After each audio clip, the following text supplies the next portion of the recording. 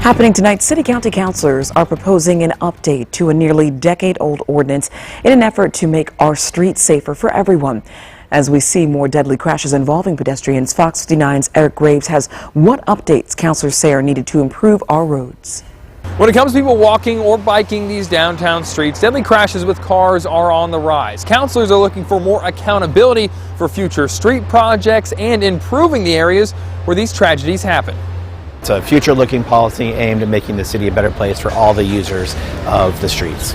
The Complete Streets Ordinance was created in 2012. It was set up to ensure future infrastructure projects would have the needs of everyone in mind, not just motorists. Dad pushing a baby carriage down the street, he'll need to have a street that works for him just as much as a bicyclist or anyone else. Ben Easley with the Indy Department of Public Works says Complete Streets is like a checklist for project managers. It really is a framework for making decisions rather than any prescribed design element. Now, City County Councilor John Barth and others are looking to update the ordinance as we see a rise in post-pandemic car crashes involving pedestrians. There's been an increase in speeding and racing and reckless driving. One part of the proposal includes more transparency and accountability to show the steps DPW engineers are taking when designing or redesigning a street to make it safer for everyone on the roads. There's ongoing documentation for when there's any variance to the policy, and that those variances are reported out publicly.